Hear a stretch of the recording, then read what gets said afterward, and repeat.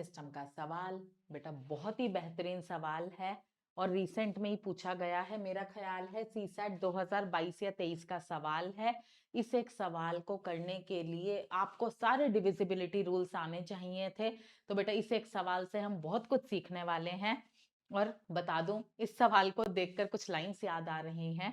हालांकि मैं social media पे हूं नहीं, बट लेकिन 2-3 दिन पहले मैंने पीयूष मिश्रा जी की कुछ लाइन सुनी थी कि जो कि इस सवाल के लिए एकदम अप्रोप्रिएट है कि समझदार तो उलझा रहा ये सोच कि क्या ये मुमकिन है, और मूर्ख कर गुजरा जोड़ जोड़ हर तिनका। समझदार तो उलझा रहा ये सोच कि क्या ये मुमकिन है, और मूर्ख कर गुजरा जोड़ जोड़ हर तिनका। फिर बाद में किसी ने बतलाया, ए मूर्ख बाबू क्या मालूम है, जो कर गुजरे हो वो तो नामुमकिन था। तो बेटा बिलीव इन योर सेल्फ, अपने आप पे भरोसा रखो, धीरे धीरे स्टेप्स आगे बढ़ाओ, आप अपनी मंजिल तक पहुंचोगे। ये सवाल इस बात का प्रूफ है। इस सवाल में जो जो दिया है उस तरह से आगे आगे बढ़ते जाओ, आपको पता भी नहीं चलेगा कब ये सवाल हो गया। सवाल लेंदी जरूर है लेकिन बेटा टफ नहीं है। तो कैसे करेंगे, हमें दिया है कि एक आइडेंटिटी कार्ड है जिसका ये नंबर है ABCDEFG, ठीक, where each letter represents a distinct digit 1 2 4 5 7 8 9 only. बेटा एक आइडेंटिटी कार्ड का 7 डिजिट नंबर है, वो डिजिट्स हमें बता दी लेकिन वो किस ऑर्डर में है यानी कि नंबर क्या है ये नहीं बताया। हमें वही डिकोड करना है कि लेटर ए के लिए कौन सी डिजिट है, बी के लिए कौन सी डिजिट है, और ये बता दिया कि हर लेटर एक डिस्टिंक्ट डिजिट को रिप्रेजेंट करता है, यानी कि रेपिटेशन नहीं है, हर लेटर अलग अलग डिजिट को रिप्रेजेंट कर रहा है। वही हमें डिकोड करना है इन हिंट्स को यूज करके। और एट द एंड हमें बताना क्या है कि जो आइडेंटिटी कार्ड का नंबर है उसकी मिडल 3 डिजिट्स, बीच की जो 3 डिजिट्स हैं उनका सम क्या होगा। ठीक, तो बेटा स्टार्ट करते हैं। हमें आइडेंटिटी कार्ड का नंबर क्या दिया है, ABCDEFG,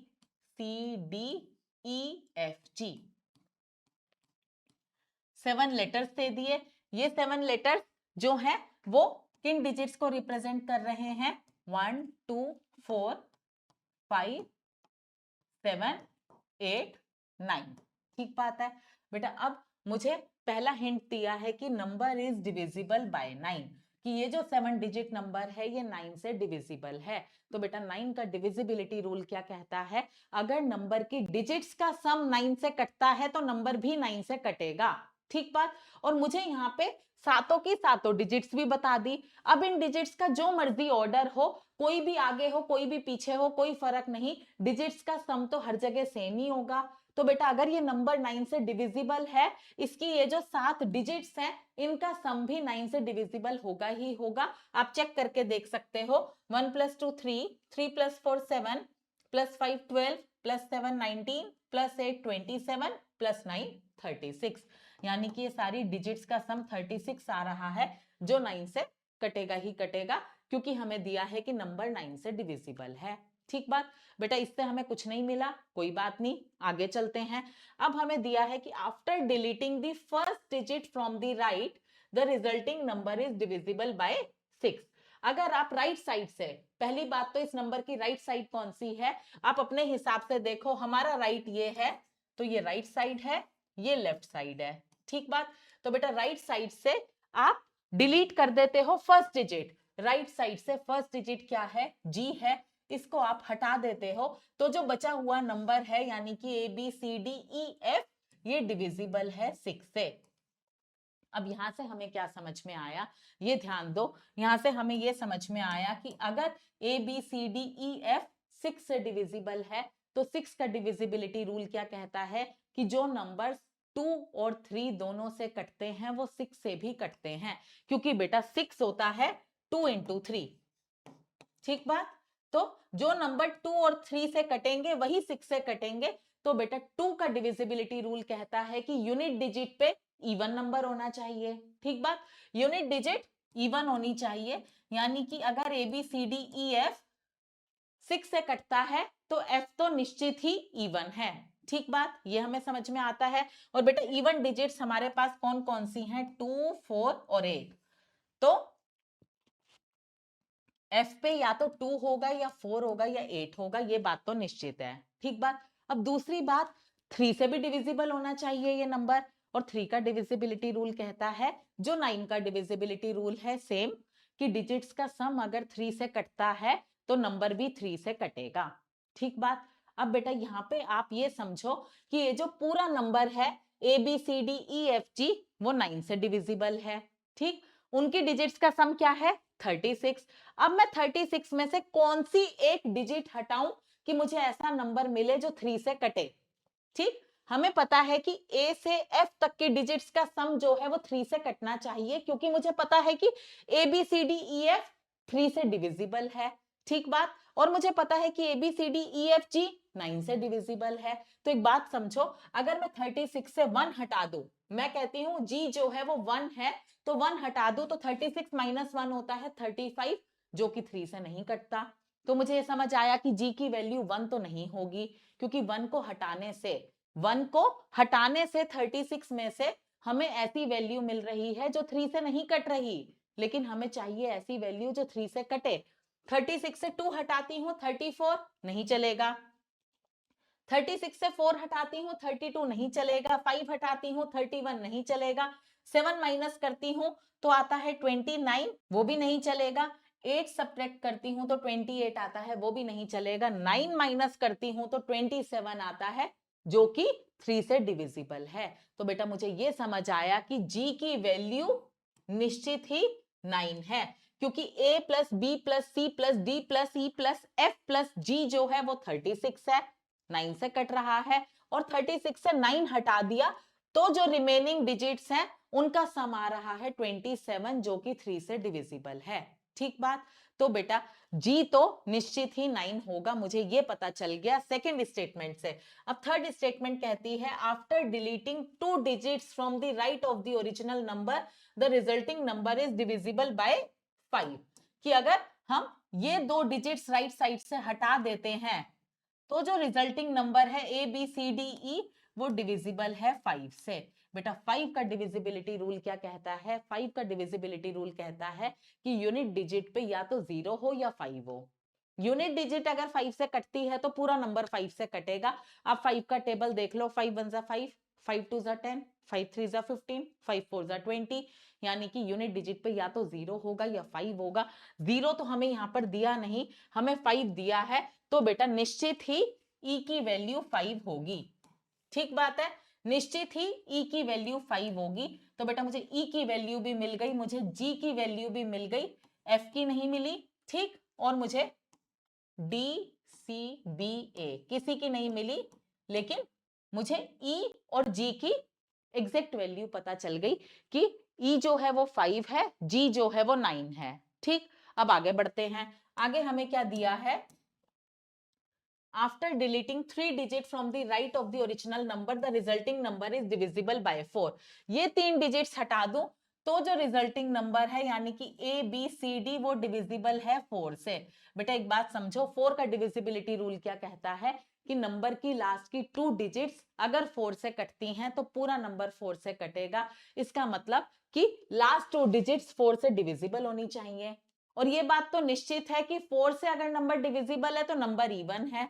नंबर इवन है इसका मतलब यूनिट डिजिट इवन है, यानी कि डी तो इवन होगा, यानी कि डी की वैल्यू क्या होगी? इवन। एफ की वैल्यू भी हमने देखा था कि इवन होगी। ठीक बात। अब बेटा डी इवन हो गया, एफ इवन हो गया। ठीक, अब आगे हमें क्या दिया है? आगे हमें दिया है after deleting 4 digits from the right of the original number the resulting number is divisible by 3। अगर हम इसको भी हटा दें, डी को भी हटा दें, यानी कि राइट से 4 डिजिट डिलीट कर दें, तो जो नंबर बचता है ए बी सी वो 3 से डिविजिबल है, वो 3 से डिविजिबल है। ठीक बात है। उसके बाद हमें कहता है 5 डिजिट्स अगर हम डिलीट कर देते हैं राइट साइड से तो रिजल्टिंग नंबर 2 से डिविजिबल है। 1 2 3 4 5, ये 5 अंक हटा देते हैं तो जो ए बी बचता है वो 2 से डिविजिबल है। बेटा नंबर 2 से डिविजिबल है, इसका मतलब यूनिट डिजिट इवन होगी। तो मुझे क्या पता चला? बी भी इवन है, डी भी इवन है, एफ भी इवन है, और हमारे पास टोटल 3 ही तो इवन डिजिट्स है। ठीक, तीनों इवन ऑक्यूपाई हो गई, यानी कि अब जो बची हैं ए और सी वो निश्चित ही ऑड होंगी। ये बात कंफर्म है, ठीक बात। अब बेटा आप एक बात समझो, इवन में क्या क्या पॉसिबिलिटीज हैं, 2 4 8, यहां पे भी 2 4 8, यहां पर भी 2 4 8, ठीक बात है। और ए और सी ऑड है, ऑड में क्या बचा है, 5 और 9 तो फिक्स हो गया, ऑड में बचा है 1 और 7, 1 और 7। तो बेटा ए और सी की वैल्यू या तो 1 होगी या 7 होगी, या तो 1 होगी या 7 होगी, ठीक बात है। अब हमें पता है कि ए बी सी डी ये जो 4 डिजिट नंबर है ये 4 से डिविजिबल है। तो बेटा आप एक बात समझो, आप एक बात समझो कि सी की क्या वैल्यूज पॉसिबल हैं, 1 और 7, डी की क्या वैल्यूज पॉसिबल है, 2 4 8। इससे अगर मैं सारे कॉम्बिनेशंस बनाकर देखूं तो मैं देखूंगी कि सी डी की कौन सी ऐसी वैल्यूज हैं जो 4 से कट रही हैं, क्योंकि 4 का डिविजिबिलिटी रूल कहता है कि आखिरी के 2 अंक अगर 4 से कटते हैं तो पूरा नंबर 4 से कटेगा। तो बेटा एक तो 1 to 12, ठीक, एक 1 और 4 14, एक 1 और 8 18। इसी तरीके से 7 और 2 72, 7 और 4 74, 7 और 8 78। पहले मैंने 1 के साथ ये तीनों डिजिट्स रख ली, फिर मैंने 7 के साथ ये तीनों डिजिट्स रख ली। तो यही तो पॉसिबिलिटीज हैं सी और डी की, ठीक बात। अब इसमें से कौन सी 4 से कटती है, 12 4 से कटेगा, 72 4 से कटेगा, बाकी कोई भी नंबर 4 से नहीं कटेगा। तो बेटा मुझे ये पता चला कि डी तो निश्चित ही 2 होगा, सी का मुझे नहीं पता, 1 भी हो सकता है 7 भी हो सकता है, लेकिन डी पे तो 2 ही आएगा। तो बेटा डी की वैल्यू तो कंफर्म हो गई कि क्या होगी, 2 होगी। अब यहाँ पे 2 आ गया तो 2 यहाँ पे नहीं होगा, और 2 यहां से भी हम डिलीट कर देंगे, ठीक बात है। अब यहाँ पे d की वैल्यू हो गई 2, d की वैल्यू क्या हो गई, d की वैल्यू हो गई 2। अब आप ये देखो कि ए बी सी जो है, ए बी सी वो डिविजिबल है 3 से। हमें दिया है कि लास्ट की 4 डिजिट्स अगर हटा देते हैं तो जो नंबर बचता है वो 3 से डिविजिबल है। बेटा ए बी सी 3 से डिविजिबल होगा, जहां पे ए और सी की वैल्यू तो 1 या 7 में से कुछ होगी। तो बेटा डिविजिबिलिटी रूल 3 का क्या कहता है कि a प्लस बी प्लस सी भी 3 से डिविजिबल होना चाहिए, जहां पे a प्लस सी तो मुझे निश्चित ही पता है कि 8 होगा, क्योंकि a या तो 1 होगा या 7 होगा, सी भी या तो 1 होगा या 7 होगा। तो बेटा 1 प्लस 7 8 होता है, तो a प्लस सी तो 8 हो गया। अब b की मैं 4 और 8 में से क्या वैल्यू लूं कि मुझे ऐसा नंबर मिले जो 3 से कटे। बेटा अगर मैं b की वैल्यू 4 लेती हूँ, 8 प्लस 4 12, 3 से कटता है। लेकिन b की वैल्यू अगर मैं 8 लेती हूँ, 8 प्लस 8 16, 3 से नहीं कटेगा। तो मुझे पता चल गया कि b की वैल्यू 4 होगी। मुझे यहाँ पे भले ही ये नहीं पता चला कि a और c क्या होंगे, लेकिन मुझे b की वैल्यू पता चल गई कि b की वैल्यू है 4। तो a 4 c 2 5 f 9। बेटा 2 यहाँ पे आ गया, 4 यहाँ पे आ गया, तो f पे तो निश्चित ही 8 होगा। तो यहाँ पर हम लिख देंगे 8। अब मुझे नंबर पता चल गया, क्या मुझे ये पता चल गया कि a या तो 1 होगा तो C 7 होगा, ये नंबर होगा, या हो सकता है कि A 7 हो C 1 हो, तो ये नंबर होगा।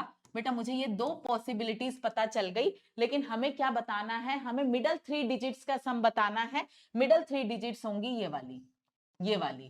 तो यहाँ पे सम आ रहा है 7 और 2 9, 9 और 5 14। यहाँ पे सम आ रहा है 1 और 2 3, 3 और 5 8। तो या तो 8 होगा या 14 होगा मिडल 3 डिजिट्स का सम, लेकिन ऑप्शन में तो सिर्फ 8 दिया है, तो हमारा आंसर होगा 8। बेटा यहाँ पे ऑप्शन में 14 नहीं दिया, क्योंकि एग्जामिनर को पता है कि उसने हमें ए और सी का नहीं बताया कि ए और सी में से कौन सा 1 है कौन सा 7 है, ऐसा हिंट कुछ नहीं दिया। इसीलिए एग्जामिनर ने ऑप्शन में 8 रखा है, 14 नहीं रखा, दोनों में से सिर्फ एक ऑप्शन रखा है। तो हमारा आंसर होगा ऑप्शन ए 8। तो बेटा बहुत ही बढ़िया सवाल था, उम्मीद करती हूँ कि आपको सारे डिविजिबिलिटी रूल्स क्लियर हो गए होंगे।